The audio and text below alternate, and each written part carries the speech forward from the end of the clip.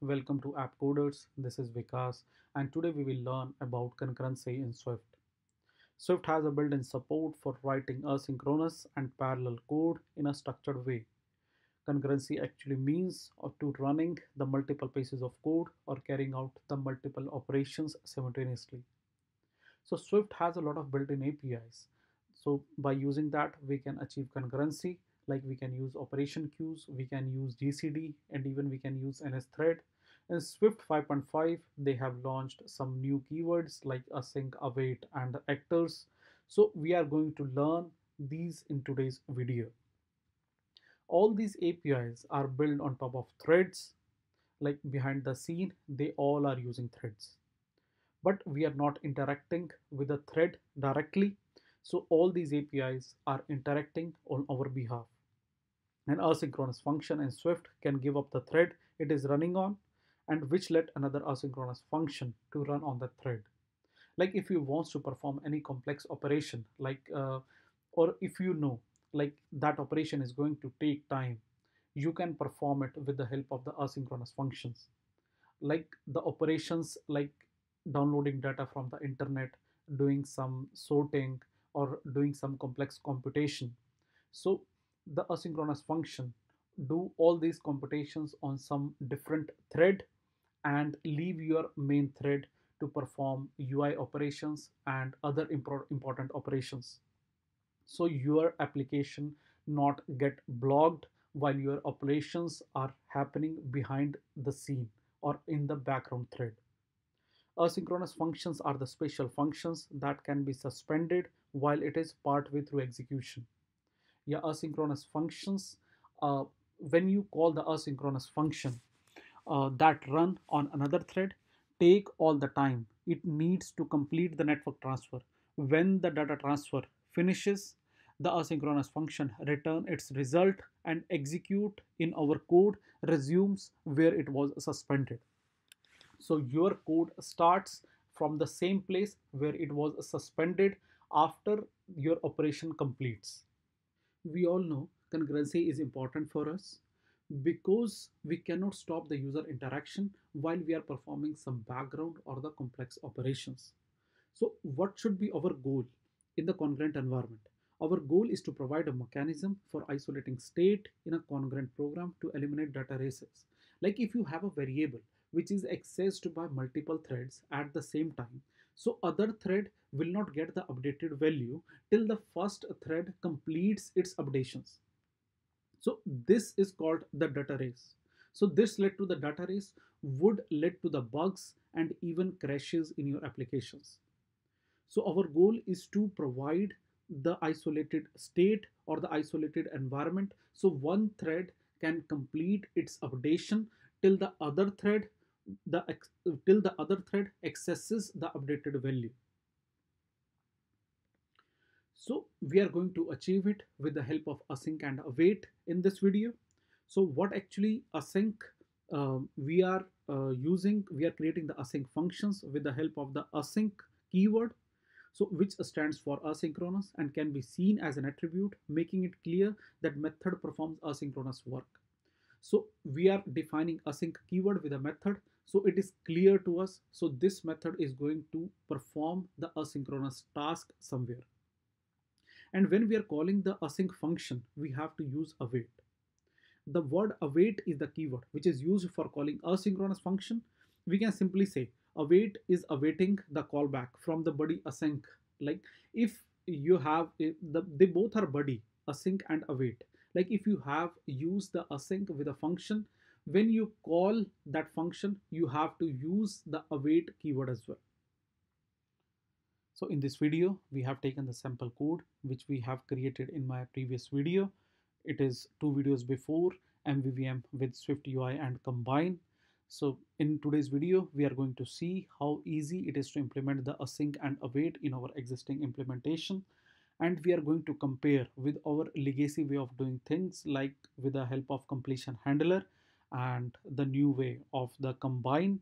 So we are going to compare all the different ways of implementing the things, and you will see how easy it is to implement with the async and await and how your code looks better.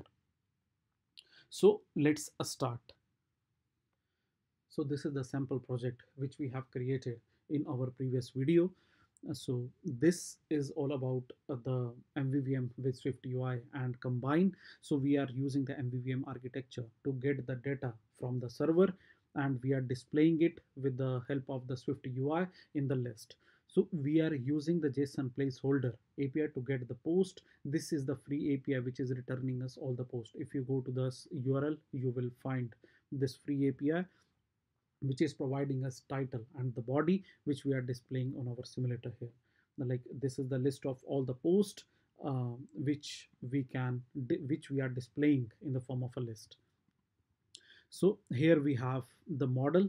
The model has the ID, body title, and user ID. These are all the fields which we are getting from the server. So here we have the view model.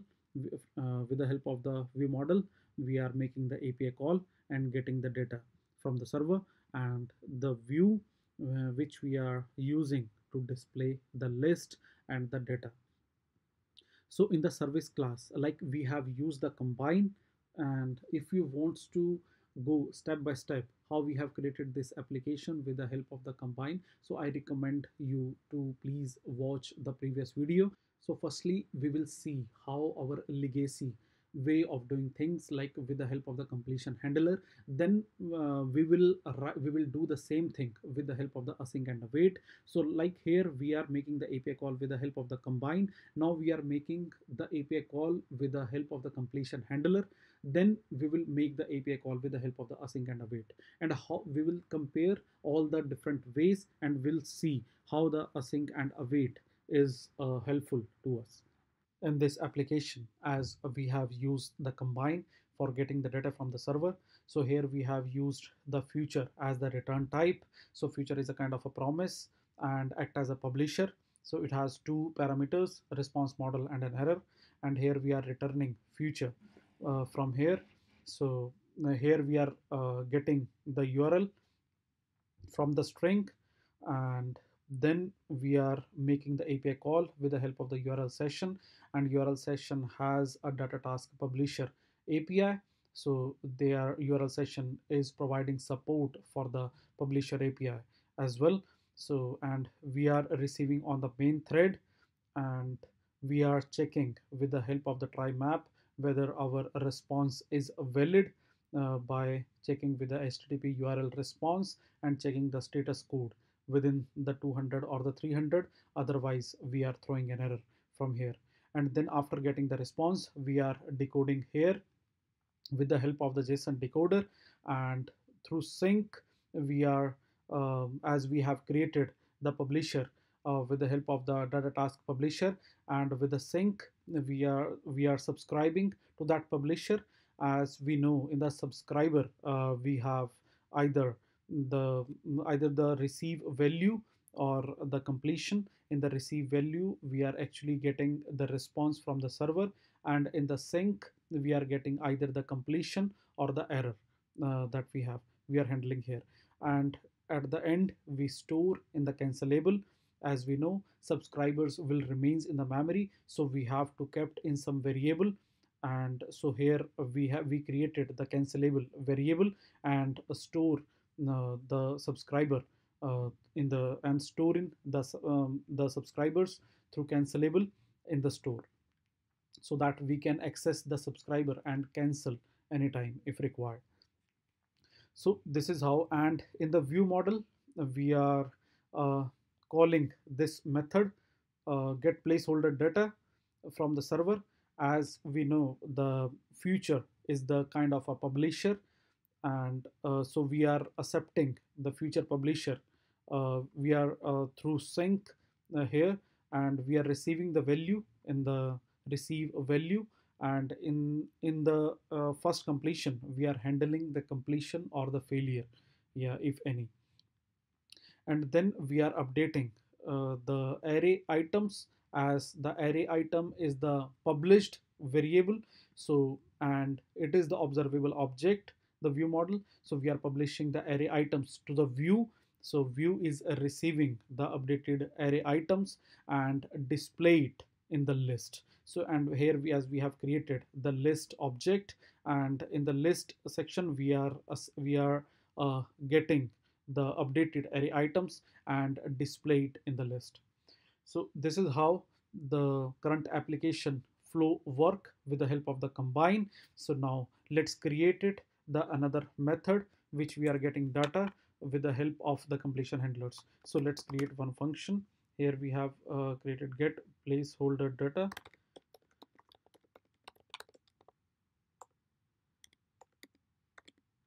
data with completion, and create one completion handler here with the help of here we have to create escape enclosure, and we have created one closure. So in the closure we are accepting as a result, and a result has two parameters. Either we can get the same two parameters like the response model and the placeholder error in the result. So this is uh, getting the response and the placeholder error type. So we have created one escape enclosure, and now we can copy paste the code this here as we need the same URL. So instead of promise, we can return the error with the help of the completion. So let's return it through completion failure, and we can copy paste the error from here.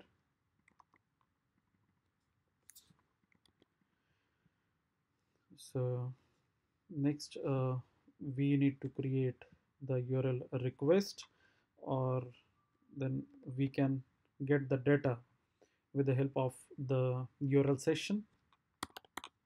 URL session dot shared dot get data get sorry data task with completion, as it is accepting the URL request. So let's create one URL request object as well. URL request which will accept URL request through URL. It should accept the URL, and here we have the URL. So we have created the request object and passed the request object to the data task, and we are getting the response in the form of a data response or the error. So let's mention as data response and error. Firstly, as we are checking here, our response is valid or not. So let's copy paste this from here, and yeah, here we are checking whether our response is the HTTP URL response and its status code is within between the 200 and less than 300. So we are considering as the success response, otherwise is an error. Else we are throwing an error. Instead of throwing an error, we have to return error with the help of the completion dot failure, and we can copy paste the same error from here which we are throwing. So then once we have the, and in the else we need to return from here as well.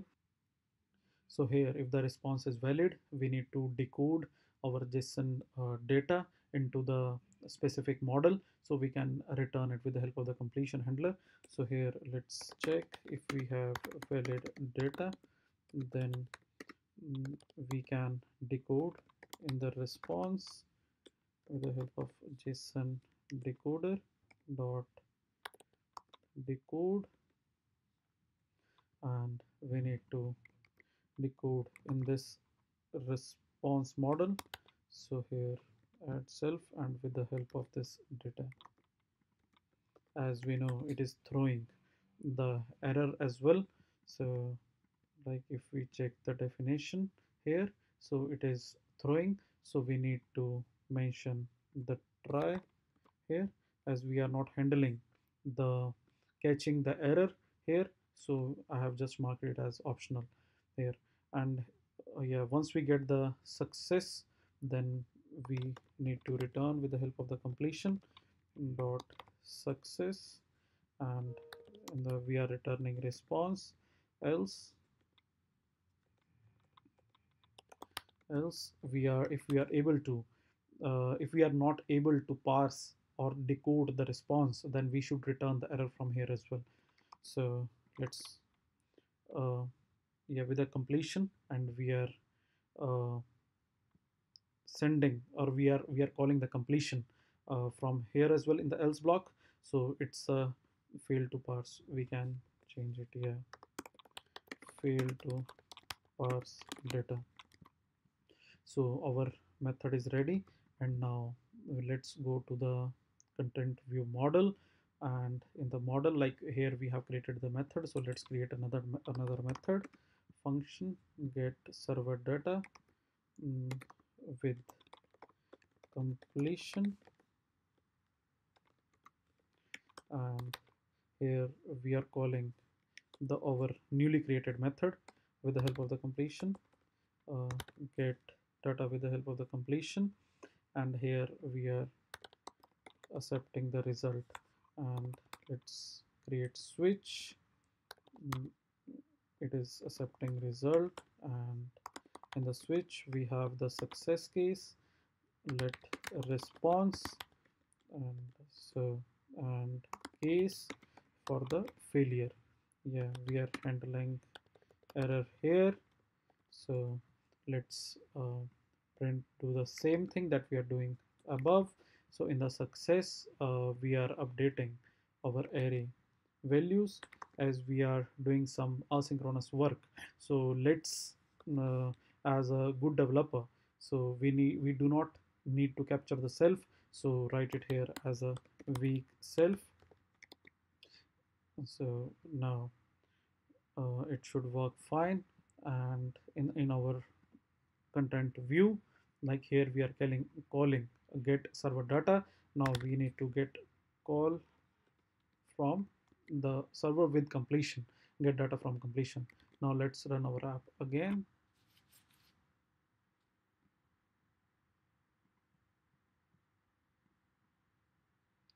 Hope this should work fine. Oh, we do not get any data.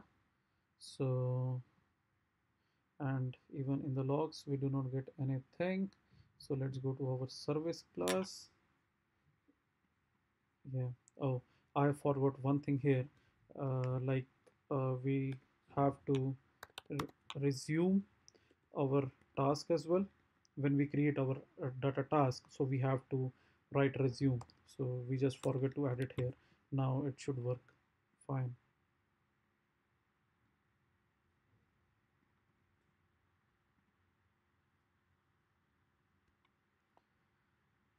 So here we get all the data, but we get make sure for the publish variable. So here we are um, publishing on the, we are getting one warning, publishing changes on the background thread.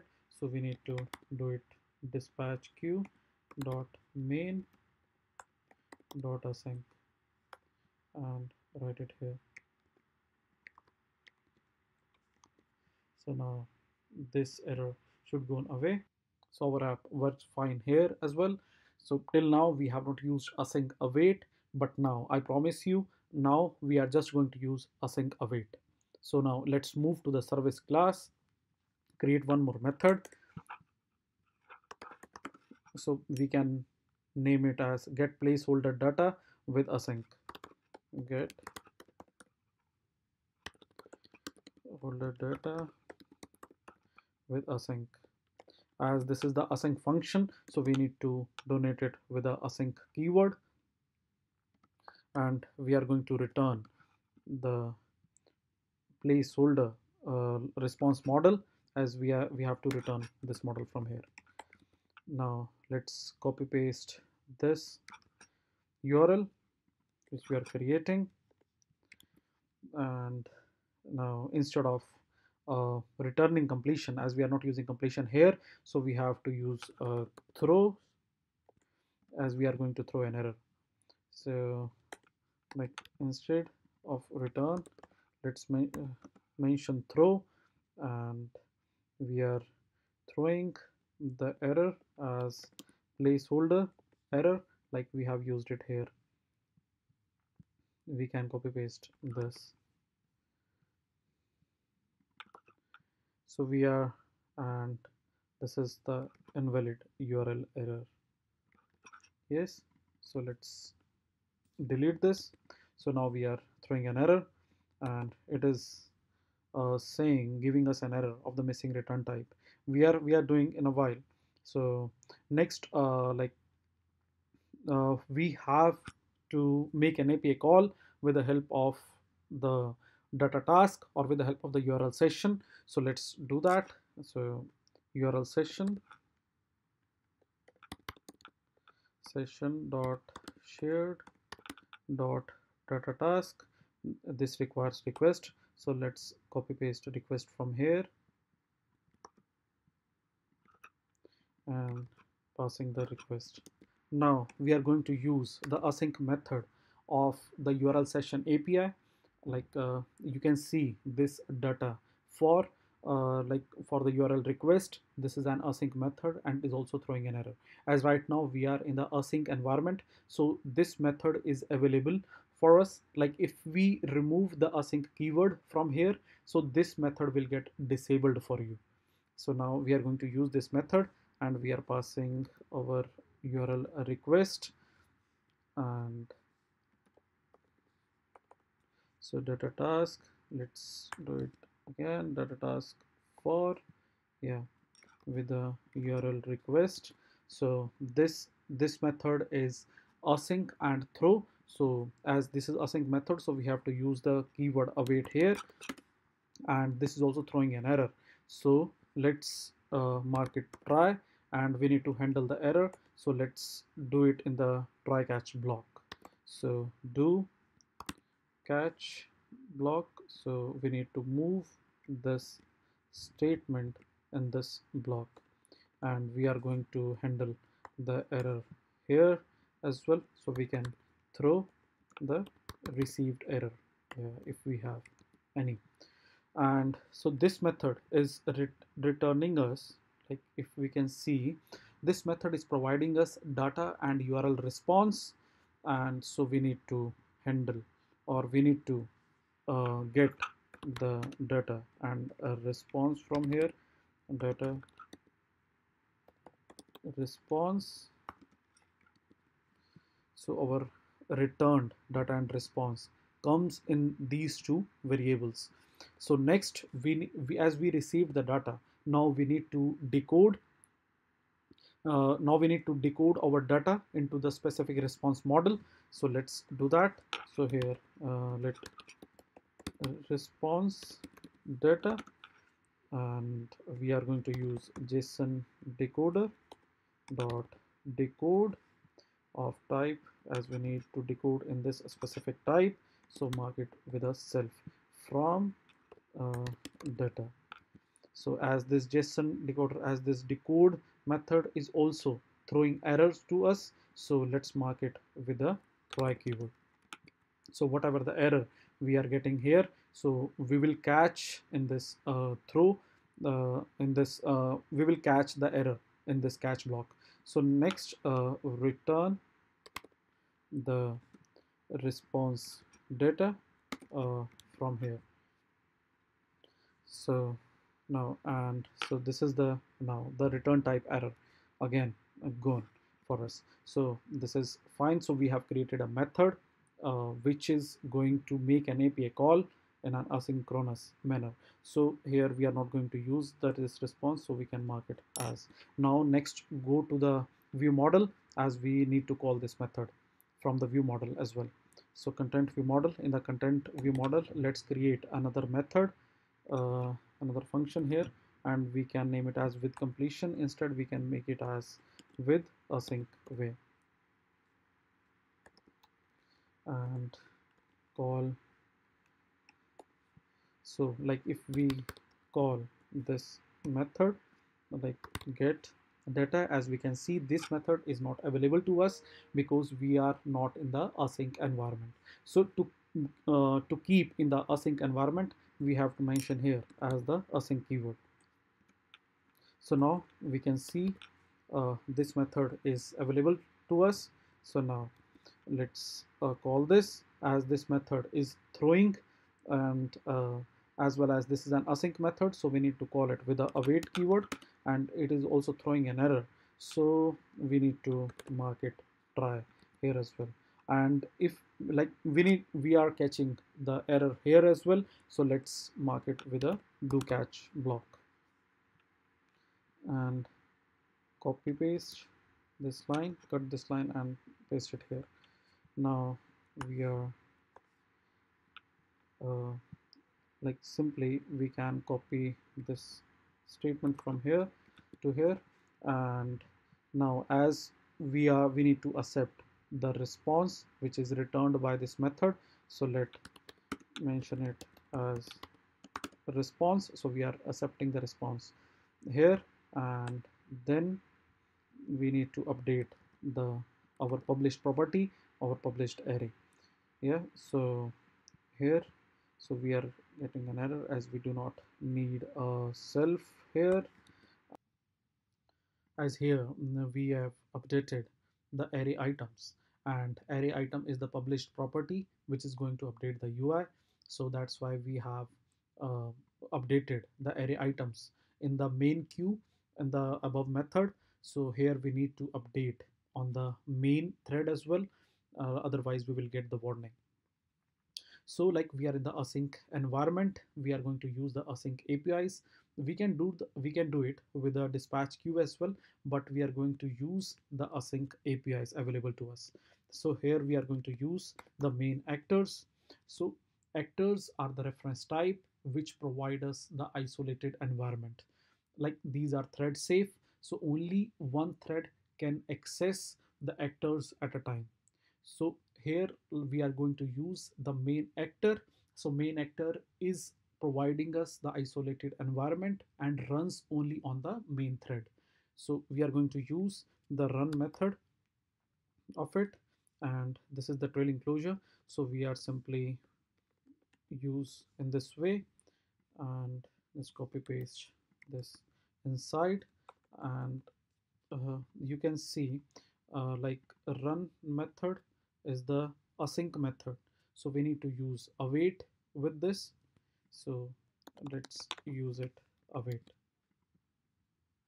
Now as we called it from the view model as well, now we need to call this method from our view class. So let's go to the view class, and here we are calling our completion method. So now let's call our async method, get data task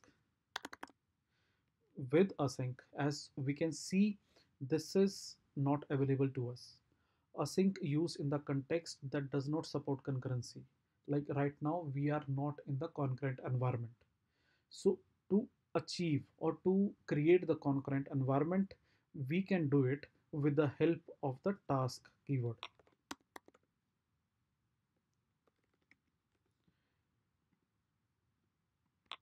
like in this way. Let's cut and now access data task with async. Now this method is available to us. So the task allows us to create the concurrent environment from the non-concurrent method.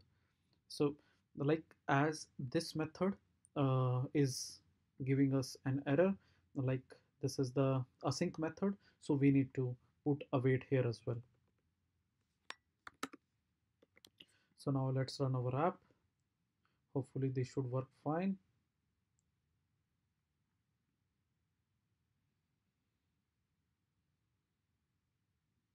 Yes, we get the complete list again. So this is working fine. You can see we have written the application in the three different ways. We are downloading the data with the help of the completion handler, with the help of the combine, and by using the async and await. So you can compare all the three ways of doing things in this way. Like here for the async and await, we have written this much code, and the similar code we have written for the completion handler, and again the similar code we have written for the combine. Like this much code we have written for the combine, although it is not properly structured, but yeah, we can see we have written the much more code for this. And the another thing which I feel the good thing about async and await, like in the completion handler, if you remove anything, like if you comment this completion from here, it will not give you any error. Like if I remove this completion from here, it will work fine, right? But if you yeah, this is build succeeded, but if you remove any of the keyword, like if you removed try from here, you will start getting an error. If you remove the return statement from here, you will start getting an error. If you remove the await keyword from here, you will start getting an error. Like all the things are interlinked. Like if you are using async, you have to use the await, and if you are using throw, you have to use the try. So these all things are interlinked to each other. So in this way, there is a very less chances that you will get into the errors. Another good thing about async and await is the structured way of doing things. Your next statement execute only when you get a response of your previous statement. Like you have to wait at your previous statement, only then you can move to the next statement. While in the completion handler, like your code will execute, and then whenever your callback completion callback comes, your completion handler code execute after you're receiving the callbacks. Like here we are using the escaping closure, so your function ends, then once you get your callback, then your completion handler code executes. So that's it for the today's video. Hope you guys learned something new today. So if you like the video, please do like, subscribe and comment to the channel. That really motivates me. So thank you so much. See you in the next video.